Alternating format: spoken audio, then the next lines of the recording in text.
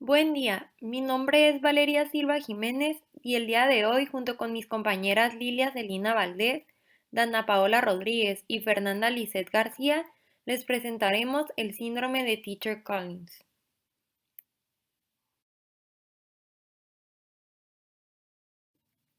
Primero veremos las generalidades de la enfermedad.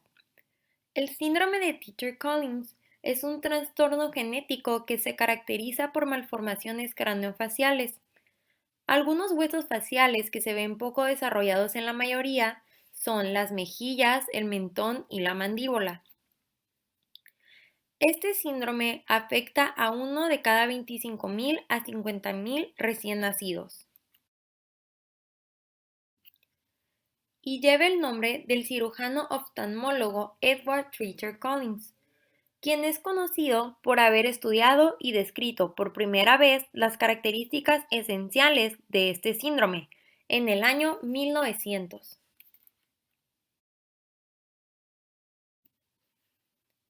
Ahora comenzaremos a hablar qué lo causa a nivel molecular.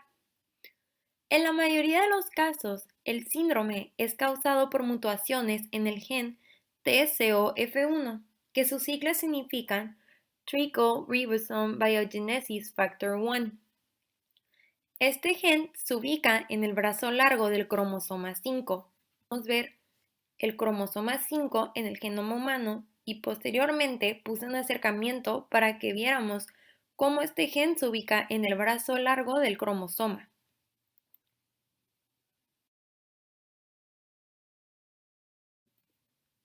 Pero, ¿cómo es que se desarrolla este síndrome? En el 60% de los casos, el síndrome de Teacher Collins se da a partir de una mutación llamada de novo, que significa nueva mutación o nueva variante. Es decir, esta variación no había estado presente en ningún miembro de la familia.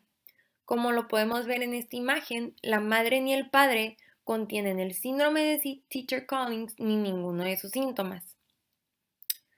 Lo que ocurre es un cambio genético en el ADN justo antes o justo después de que el óvulo fuera fecundado por el espermatozoide en la embriogénesis temprana.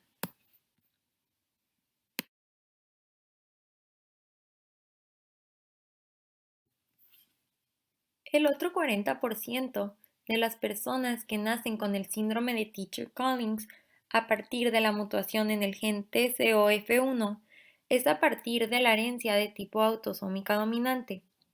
Esta herencia es una de las formas en que un rasgo o afección genética pasa de los padres a los hijos. Por lo tanto, si la madre o el padre tienen el gen mutuado, el niño presenta una probabilidad del 50% de heredar este gen, como lo vemos en esta imagen. Les puse un ejemplo. El padre contiene este gen mutuado y se lo heredó a dos de sus hijos, 2 de 4. Como ya lo mencioné, la probabilidad de que lo hereden es el 50% solamente.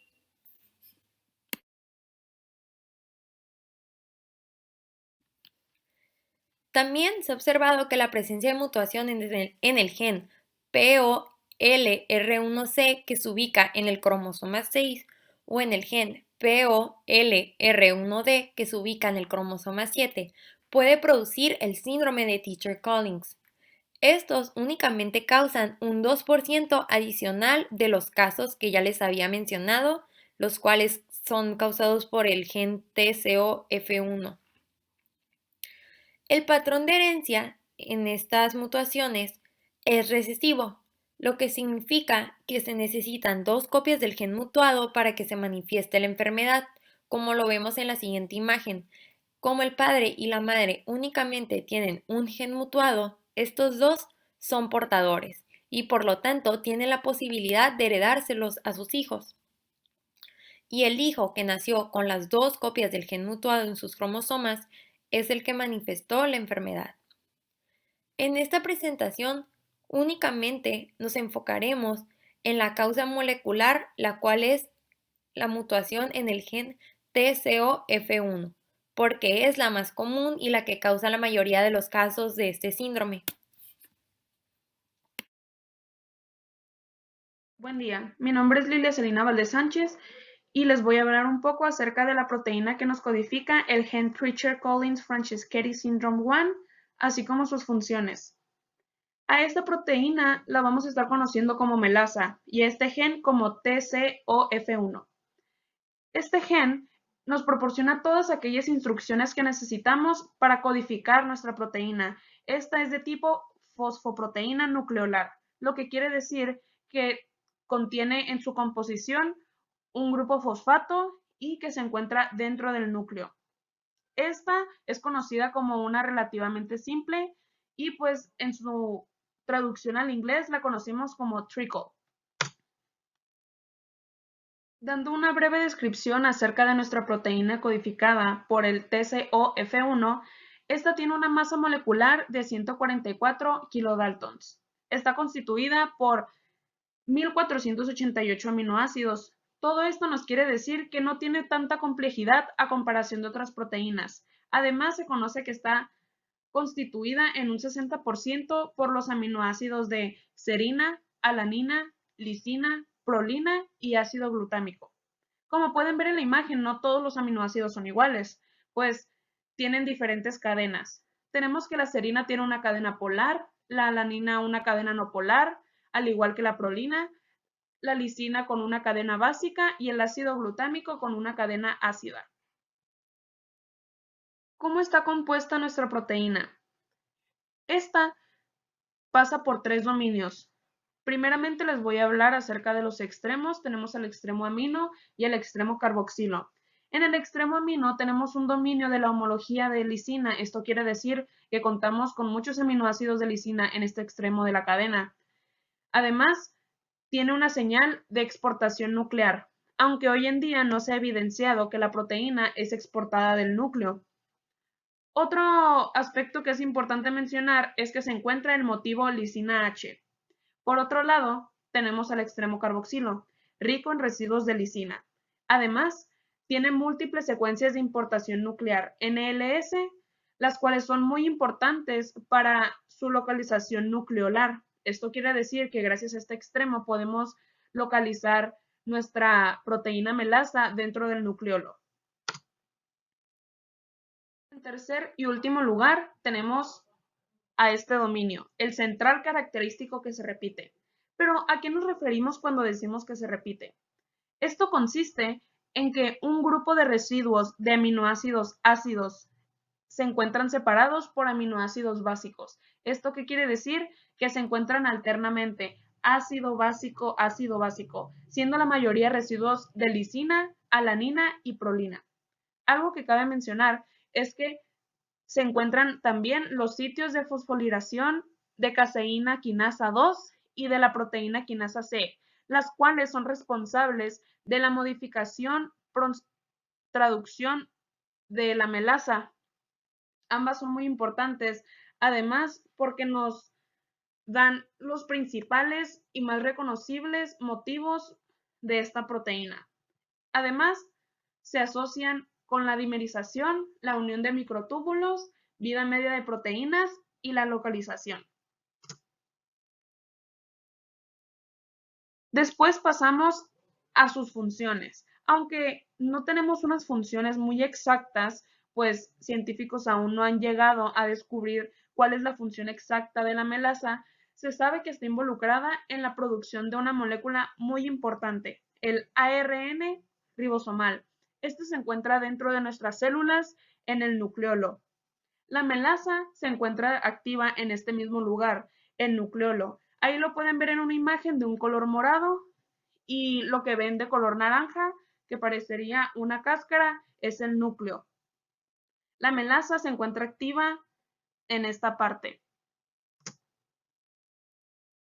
Trabajo con otras proteínas. Como había mencionado anteriormente, se sabe que trickle o que la melasa, es lo mismo, no tiene ninguna función aún establecida. No se sabe realmente qué es lo que hace esta proteína. Sin embargo, se sabe que se encuentra en el nucleolo y que interacciona con otras proteínas para estimular otro tipo de procesos. Tenemos que trickle interacciona con el factor unión upstream, que me es mejor conocida como un factor de transcripción activador. Al juntarse con la ARN polimerasa 1, esta reconoce el promotor del gen del ARN ribosomal y estimulan la transcripción de este ARN. Este ARN pasa a las partes del embrión, las cuales se van a convertir en huesos y tejidos faciales. Es importante mencionar que estas tres proteínas activan la transcripción del ARN ribosomal, como ya había mencionado, en los cromosomas 12, 14, 15, 21 y 22. Yéndonos más a los cambios morfológicos, la proteína melasa está activa durante el desarrollo embrionario temprano. Esta se encarga de la migración de estructuras de la cara, por ejemplo, los procesos frontonasales, los procesos maxilares y el proceso mandibular. En especial, las porciones derivadas del primer y segundo arco braquial, las cuales subrayé con color rojo, son los procesos maxilares, el proceso mandibular y otro que es importante mencionar es el hueso hioides, que también se forma en este segundo arco braquial. Hola, me presento. Soy Fernanda Lisset García Fierro y yo les voy a hablar sobre la falla molecular del gen. La mayoría de estas mutaciones se introducen un codón de terminación prematura o también llamadas mutación sin sentido. Esto quiere decir que, o sea, se insertan o eliminan una pequeña cantidad de pares de bases en lo que sería el gen TCOF1. O sea, esto nos quiere dar a entender que se implanta por los cambios de bases, esto provoca que haya un codón de terminación en un lugar donde no debería de haber estado. Y por ende, eh, no se termina de sintetizar toda la proteína que queríamos realizar desde un principio. Y es por eso que la proteína será mucho más corta e incompleta. Y por esto es que no tendrá la señal de importación nuclear, que estará localizado en el C terminal, y por lo que no puede entrar en el núcleo para poder ejercer su función en lo que sería el nucleolo de las células. Aquí podemos ver en la imagen cómo es que en el de arriba pues tienen sus codones bien y por eso se realiza la proteína bien, y abajo cómo es que por una mutación se corta, digamos, a la mitad y se pone el codón terminación en donde no debería de ir, y es por eso que no se termina de sintetizar la proteína. Bueno, esto provoca que se realiza una reducción en la cantidad de la proteína melasa funcional en las células. Y como resultado de esto, se reduce la producción en lo que sería el ARN ribosomal, lo que probablemente desencadena una apoptosis o una autodestrucción de ciertas células que estarán involucradas en el desarrollo temprano de los huesos y tejidos faciales.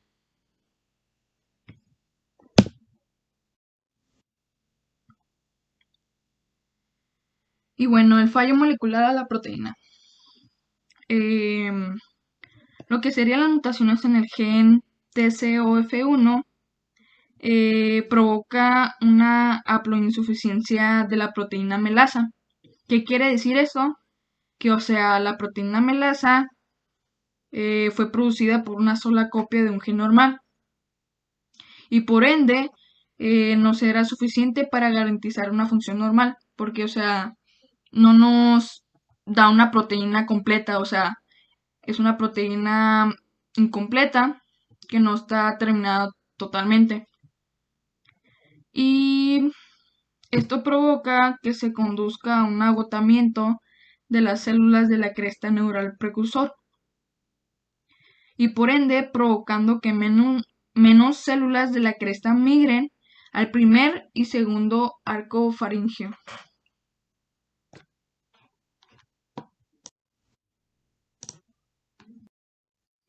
Y bueno, aquí tenemos esta imagen que puse sobre del lado izquierdo una célula normal en el que la transcripción dentro del núcleo, todo está normal, el ARN mensajero que sale del núcleo para irse al ribosoma, todo normal también, y pues en el ARN ribosomal pues transcribe muy bien lo que sería la proteína, el producto. Y en cambio en la célula mutada, pues igual dentro del núcleo está una transcripción normal, el ARN mensajero que sale del núcleo igual funciona correctamente, pero en lo que sería el ARN ribosomal, este no funciona muy bien o no funciona, ya que carece o no tiene las suficientes proteínas, que sería la proteína melasa, que, que en parte se encarga de producir lo que sería el ARN ribosomal. Y pues si no tenemos ARN ribosomal, pues no podremos sintetizar proteínas, que en este caso serían proteínas que están relacionadas con los huesos y los tejidos de la cara. Bueno, yo continuaré con la exposición. Mi nombre es Dana Paola Rodríguez Peña. Como ya se ha mencionado con anterioridad, las mutaciones en los genes TCOF1, POLR1C o POLR1D pueden causar el síndrome de Treacher-Collins. Las mutaciones del gen TCOF1 son la causa más común del trastorno, y las mutaciones de los otros dos genes mencionados causan solo un 2% adicional de los casos. En individuos sin una mutación identificada en uno de estos genes mencionados, se desconoce la causa genética de la afección. Los genes TCOF1, POLR1C y POLR1D codifican proteínas que juegan un papel importante en el desarrollo temprano de los huesos y otros tejidos de la cara. Las mutaciones de estos genes reducen la producción de ARN ribosomal, que puede desencadenar la autodestrucción, es decir, la apoptosis, de ciertas células involucradas en el desarrollo de los huesos y tejidos faciales. No está claro por qué los efectos de una reducción del ARN ribosomal se limitan al desarrollo facial. Las mutaciones en TCOF1 y POLR1D causan la forma autosómica dominante de Treacher-Collins, y las mutaciones en POLR1C causan la forma autosómica recesiva, como se había explicado con anterioridad. Teniendo en cuenta a las células de la cresta neural craneal, se ha podido ver cómo estas, migrando previamente a la zona del cerebro, van a dar lugar a los llamados arcos branquiales o faringios.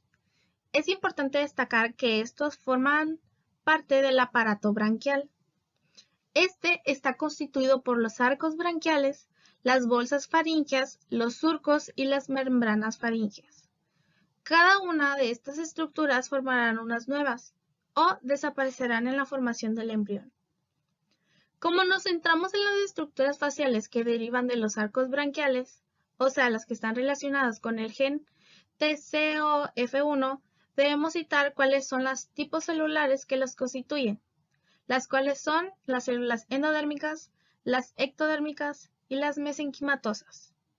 Estas últimas van a ser las más importantes, debido a que de su barra cartilaginosa, en la cual está formada por las células de la cresta neural y las del mesodermo lateral, se derivan los cartílagos, los huesos, los músculos y los vasos sanguíneos faciales. Se conoce que todo este proceso de formación estructural está altamente regulado por la actividad transcripcional del gen TCOF1. La proteína melasa hace posible la correcta proliferación y migración de las células que formarán estas estructuras posteriormente. Los síntomas de este síndrome pueden ser leves o graves. La mutación de este síndrome puede afectar a un miembro de la familia mucho más que a otro, lo que recibe el nombre de una diferencia en la penetrancia. Los síntomas de este síndrome pueden ser tan leves que un progenitor puede tener la mutación pero no darse cuenta de sus síntomas. Esto se le llama baja penetrancia. O puede que la mutación pasa a un hijo suyo que presenta síntomas mucho más evidentes. Esto es alta penetrancia.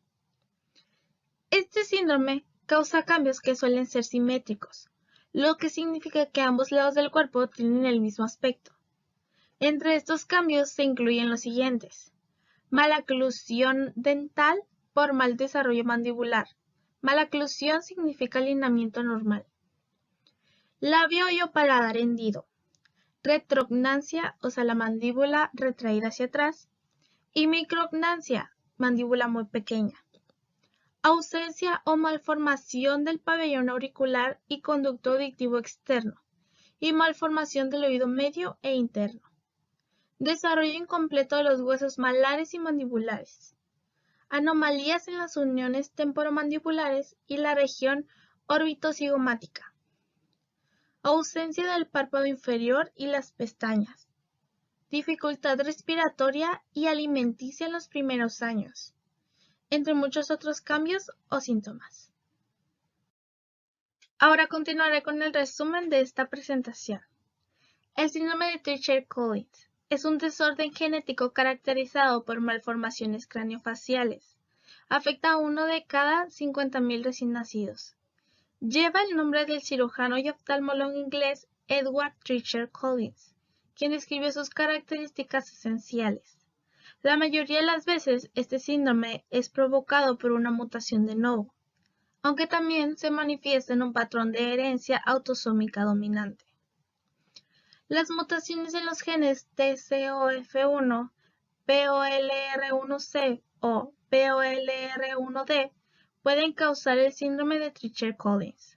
Las mutaciones del gen TCOF1 son la causa más común del trastorno, y las mutaciones de los otros dos genes causan un 2% de los casos. Estas mutaciones hacen que se introduzca un codón de terminación prematura, o sea que la proteína es más corta, y no tiene la señal nuclear, por lo que no puede entrar en el núcleo para ejercer su función normal. TCOF1 es un gen que proporciona instrucciones para codificar una fosfoproteína nucleolar relativamente simple llamada melasa. Tiene masa molecular de 144 kDa y está constituida por 1488 aminoácidos. Posee un extremo amino, un extremo carboxilo y un dominio central característico que se repite. La melasa está activa en el nucleolo, donde se produce el ARN ribosómico. En el nucleolo, melasa interacciona con el UBF, junto con el ARN polimerasa 1, estimulando la transcripción del ARN ribosomal.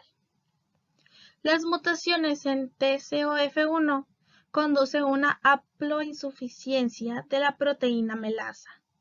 Esta conduce a un agotamiento de la célula de la cresta neural, precursor, provocando que menos células de la cresta migren al primer y segundo arcos faringios. Los arcos faringios poseen células endodérmicas, ectodérmicas y mesenquimatosas. Estas últimas van a ser las más importantes, debido a que de su barra cartilaginosa se originan los cartílagos, huesos, músculos y vasos sanguíneos faciales. La sintomatología puede ser diferente en cada persona, ya que la expresividad es variable. Como conclusión, podemos decir que el síndrome de Treacher-Collins es un desorden genético caracterizado por deformidades craneofaciales. Es causado por la mutación de un gen del cromosoma 5 llamado TCOF1. Este gen codifica la proteína llamada melasa. Se cree que esta ayuda en la etapa de embriogénesis en el desarrollo del primero y segundo arco faríngeo, ya que esta proteína interacciona con el VF junto con la ARN polimerasa 1 para regular la transcripción del gen de ARN ribosomal. Tiene un patrón de herencia autosómico dominante. La incidencia es de 1 en 50.000 recién nacidos vivos.